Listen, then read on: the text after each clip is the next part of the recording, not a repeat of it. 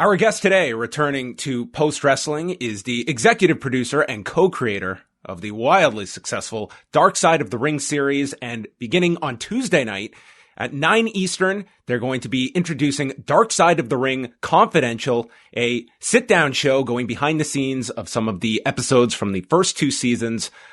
I'm very happy to be joined by Evan Husney back here at Post Wrestling. Evan, how are you today? Oh, I'm good, John. Thanks so much for having me back.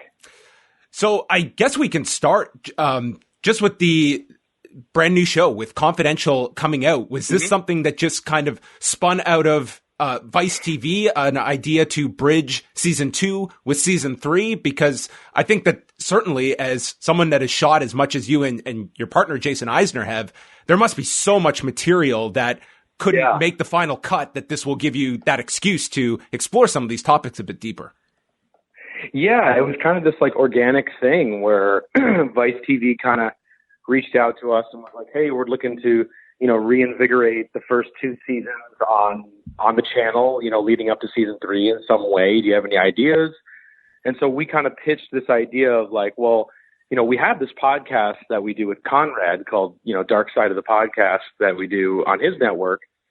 And then we just sort of were like, what if we kind of brought that to TV in a way? And it's kind of hard to bring like, a loose format like that to television with commercial breaks and everything. But we just sort of figured out it'd be this cool thing where we can kind of watch the episode with people on TV and then come in kind of at the top and the tail of commercial breaks and just kind of unpack things, introduce things, show new clips people have never seen.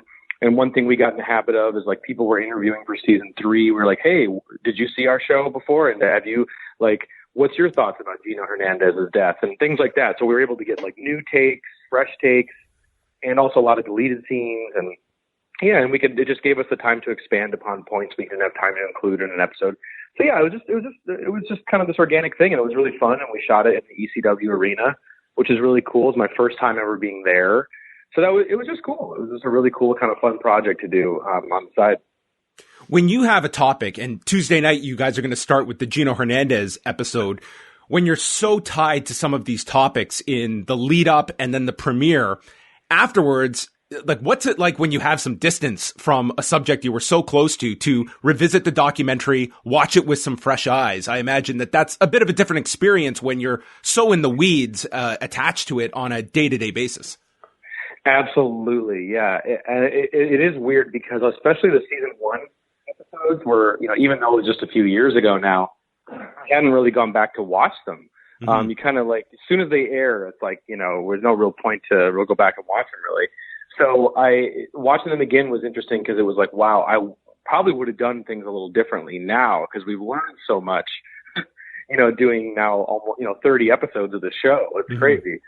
So yeah, looking back at them and it's like, oh, I would have made a different choice here or there, or it takes me back to those editing room decisions, when we were sort of like, man, like if only we could have fit this detail in or that detail in. Now we get to elaborate on it a little bit more. Like just thinking about the Von Erich episode too, which is one of the episodes that we're going to be doing for Dark Side of the Ring Confidential as well.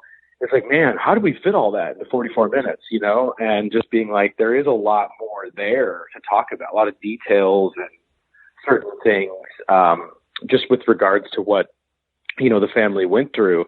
So yeah, it was pretty weird now kind of looking back at it, but also like, this is the beginnings of the show and us trying to figure out the format, and stuff like that. I'm making it sound like this was 20 years ago, but it's just like a couple of years ago.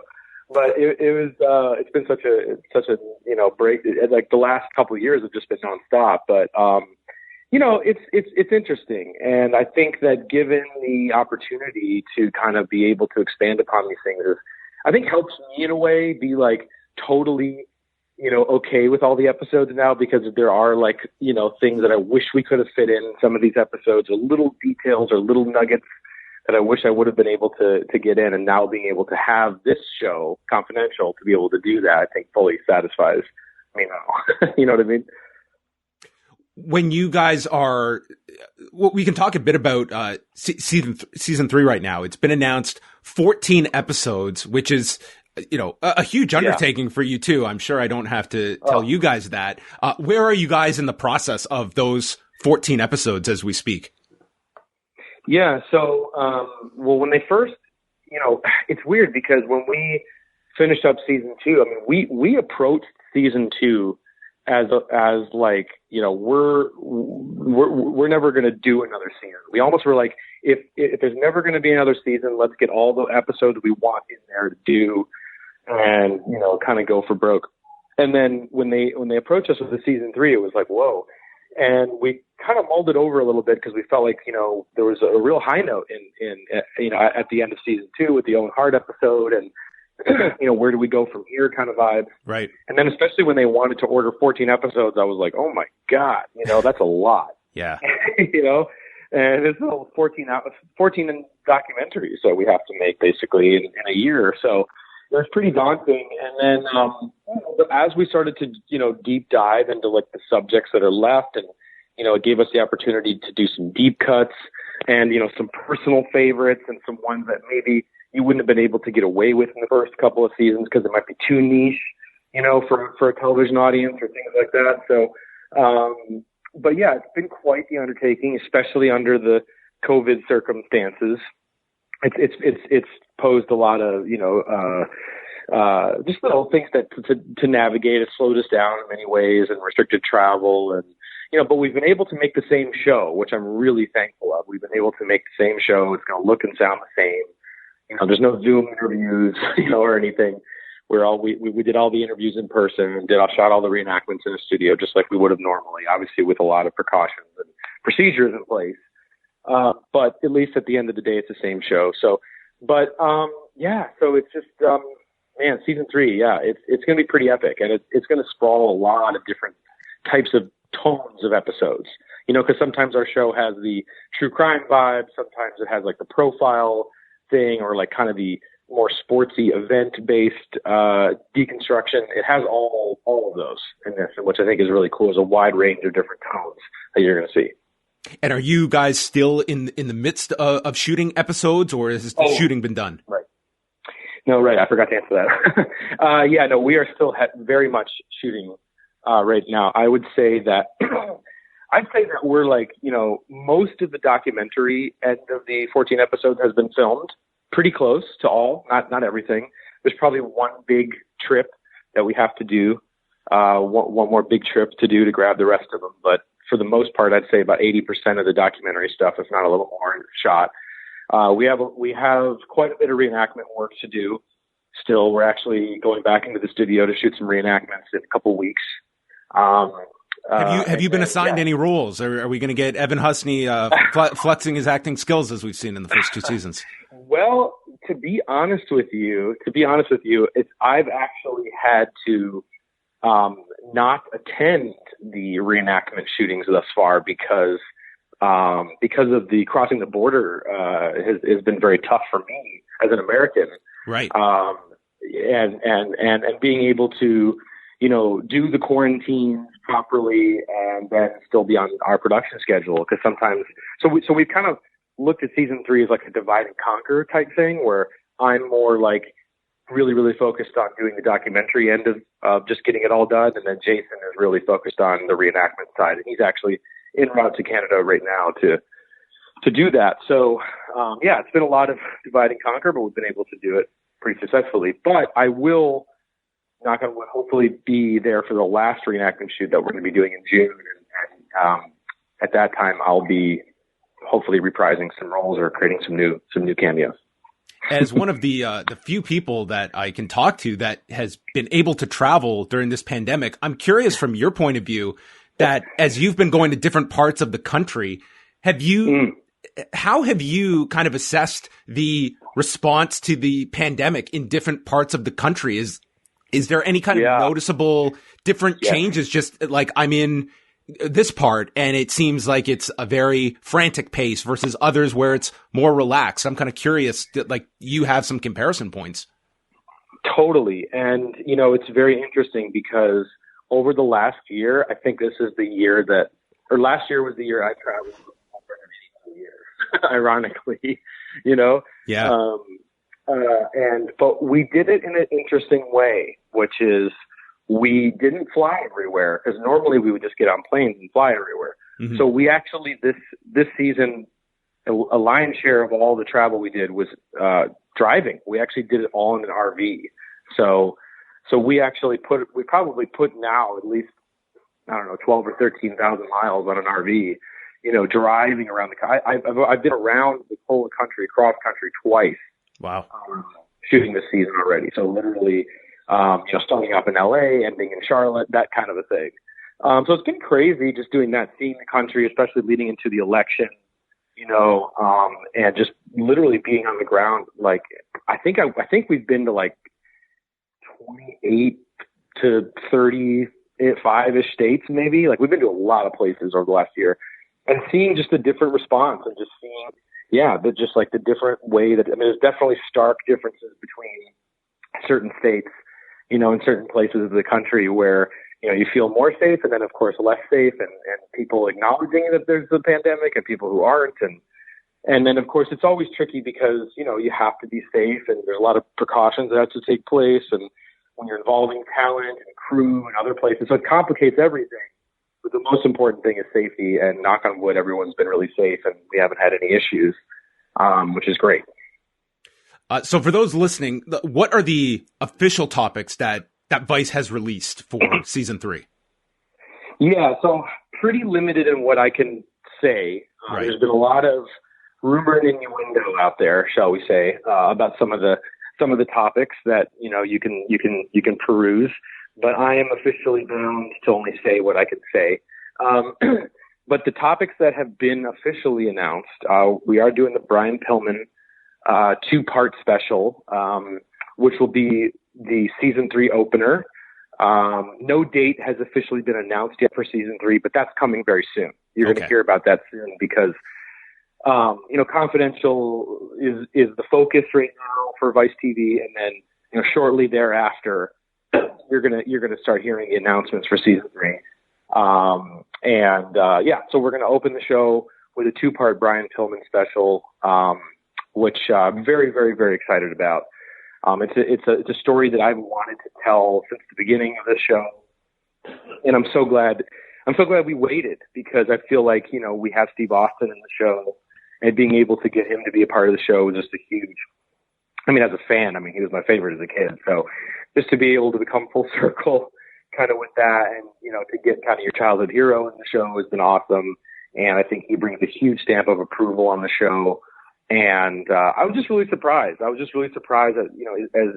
much as I've always wanted to tell that story and to have it be a part of our show, I was very surprised at how overtly obvious it was that we needed 2 hours to tell it, because it's such a, really dense, emotional journey that doesn't just stop and start with, the birth of Brian and the death of Brian.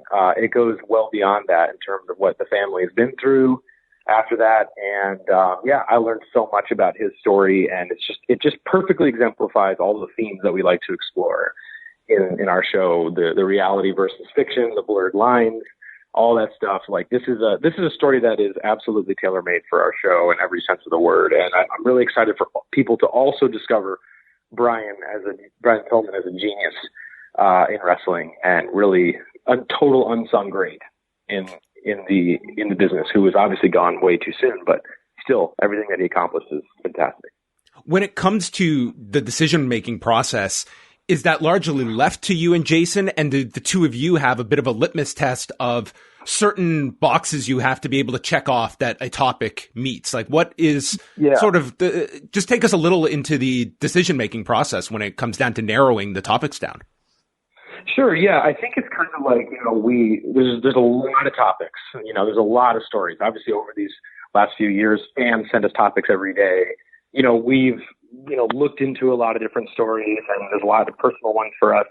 And we kind of just all meet like as a collective, like, me and Jason and our team, especially the team that's been with us since the very beginning. And it's just kind of, brainstorming around them, and then trying to find like the emotional human hook. That's always kind of the first thing. It's like, there's a lot of great stories out there in wrestling that would be very compelling to a wrestling audience, purely to a wrestling audience, in terms of just like, a backstage story, or, one minor incident, and it's like, for us, it needs to kind of transcend that. We need to find like, a a real emotional arc, like a relatable human interest aspect to the story that can hook a non-wrestling fan. And that's the thing that we look for primarily first. And then right next to that is kind of just, since we started with the Brody episode, since that was kind of our pilot, we always reference that episode every day as kind of like the exemplary template for this show, because, that really hooked us in the beginning because of all the intersections of reality and fiction in that story. Here's a guy, who was killed in a locker room, and, all of this absolutely real criminal thing that took place, gets like all the waters get muddied because it's taking place in a kayfabe locker room, and so those kind of blurred lines aspects, that whole quality of reality versus fiction is the thing that we really like to explore. Wrestling has a fourth wall. Not any other sport has that. So we really try and, look at stories that kind of are, I think, interesting in that aspect. And oh my God, Brian Pillman definitely is, if you know that story, that is a huge part of it, is that whole thing, is a guy who created a character, the loose cannon. And then sort of like, when that switch was turned on, it was very hard for that switch to be turned off, I feel like, and so that's a huge part of what it is that we look for. And obviously the access, the voices that you can get to be in it is another deciding factor. Like, can you get access to a family member who has a perspective that's never been told? Because sometimes we feel like, or often we feel like, family members, loved ones, have a point of view on this business and a point of view on, their family members' relationship to wrestling and as a wrestler that's totally different than anybody else on the planet. And I think that tends to just show a completely different side of that person. It shows the human side of that person. So I think if you can plug all those elements in, then you're going to have a really compelling, episode of the show. And it's going to work for us where like the storytelling is really going to almost tell itself in a lot of ways. I think that's definitely been one of the defining characteristics of the series, is that you're drawn in by the subject of whether it be the Owen Hart or the Chris Benoit. Yeah. But in sitting down, it's so much of history has been focused on that singular person and not enough of what was left in, learning more about a David Benoit who comes across just as this sympathetic figure that was just left in the dust of all of this that happened in 2007, or that Dino Bravo had a family that he left behind him. It's all these stories of some of the, maybe secondary figures, but ones that are left to deal with the mess at times of the aftermath. Yeah, and exactly. And I can also kind of like, because Jason and I are such huge wrestling fans, like we sort of grew up, like playing as Chris Benoit and Owen Hart in video games, and we had their action figures, and, we had all that stuff. And so we subscribe to the fan kind of world of all of this, and it's interesting that I think it's important when you show the family aspect, it grounds the whole story. Because sometimes I think that, because wrestling has that kind of fourth wall theatrical, a bit larger than life side to it, sometimes when like, as a fan, you don't really quite, perceive the weight of what's taken place, in a particular tragedy or a particular event with a wrestler, because it's still to you kind of their character and who they are in real life is kind of one and the same. And I feel like with our show, that's one thing we always try and do, is like by having that family member that kind of brings it all to the ground, saying, this was a job, and, this is not who this person was. Like, I always go back to, Bruiser Brody's widow, who was just like, I never met Brody. I only knew Frank, and I think that like is very kind of sobering for a wrestling fan to kind of see that, because they kind of, they don't really, it's hard to appreciate, I think, when you're so wrapped up into the theatrical vibe of all this. Have you found, as you've done so many interviews at this point, different techniques you've found that have been helpful, or just looking back at where you have improved upon as an interviewer, that when you sit down knowing, like I remember once when I did like a documentary about a decade ago, and I did this sit down with Bret Hart in his house, and it turned into this 4-hour thing. And afterwards I was killing myself that I spent so much time on these early days, and really it was like, I should have been much more just efficient with my line of questioning. I'm sure that you've probably made strides yourself now that you've just done so many at this point. Totally. And one thing that I've sort of found is a couple of things. Like one, like kind of bringing our conversation full circle. It's like going back to watch those season 1 episodes and remember, like watching them back and remembering being in the moment of those interviews and being like, I wish I would have asked that as a follow up or something else to go deeper. I just know, like looking back at some of those episodes, like remembering being like, not like, like maybe a little intimidated by some of the wrestlers, you know, back then as to where I don't think I am, you know, now. I mean, some I'm sure there are, but you know, like I think that we have improved on that front in terms of like, you know, like I don't work on the page as much anymore in terms of when I'm doing the interviews. Like I like to have all the interview questions there if I need them, but I try to now run the interview as much as I can, just organically, you know, in terms of just kind of seeing where like knowing where the topics are, and what you need to hit, and being prepared, but just kind of like trying to make it looser, because I think the more loose it is, the less rigid people feel like they're on live television and they have to, you know, be on all the time. And the more candid you can get it is when you're going to get the most real best stuff, you know? So I try to keep it as loose as possible, bring the moments of levity when you need to, definitely structuring your lining of questioning, like where I felt like if there's something more difficult, you can save it for the end, or, you know, you can just kind of, you know, you can structure your interview in a totally different way than it's going to be presented in the episode. And so, yeah, I think over the course of doing so many of these now, probably, I don't know, near probably 200, you know, maybe at this point. I don't know if that's an exaggeration, but I think it's probably close. Yeah, just like a lot of my approach to it has evolved over the couple seasons here. Well, we'll end just getting back to Confidential. Again, it's premiering Tuesday night, 9 Eastern on Vice TV. And of course, Conrad Thompson is the one hosting this. And for those unfamiliar, you guys did do the podcast throughout season 2, Dark Side of the Podcast. And I think for a lot of viewers, Evan, like you and Jason are the voices people want to be hearing going behind the scenes of this and talking about it, because who is more hands-on than the two of you? How quickly did you guys, kind of settle into the role on the podcast and realize that there was an audience here to hear a lot more than what is just being the actual documentary episode? There's so much more that comes with it. Yeah, I think like, you know, doing the Dark Side of the Podcast that we did, you know, for season 2, just seeing that people just were really into it and wanting to know more and wanting to know kind of our process, you know, our experience, because I think we try to subtly inject in every episode kind of the experience we had making the episode, in terms of like, you know, sometimes we'll hear our voices off camera, or sometimes we'll leave in these really kind of interesting, candid moments in our episodes from some of our subjects that reveal a different side or a different thing. And you know, we try to always kind of leave little traces of what our experience was like filming it. And then when we kind of were able to tell the backstory on all this stuff and explore how we ride with these subjects and our process and what we discovered, people were just really interested. And I was kind of surprised at that. I wasn't really sure if people would be into it or not. And so I think from there, it was like, oh, well, you know, this is kind of cool. And then if, you know, Vice is wanting to expand upon, you know, the first 2 seasons, this could be a really compelling way. At first it was like, I think they wanted it to just be us on there alone. And then I was kind of like, well, I don't know how that's going to work.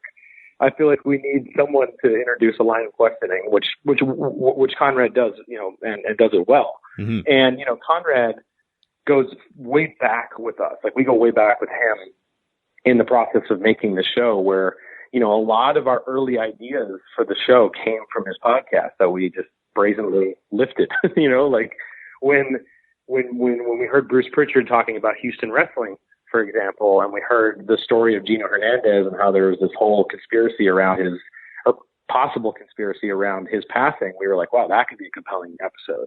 And I remember that I actually called Conrad and then eventually Bruce back then and invited them to the Vice offices to see our Bruce and Brody episode before it was finished, before we even had a full season greenlit, because I knew that if we did, I definitely want to have Bruce involved to share his stories on our show, especially because his podcast was taking off.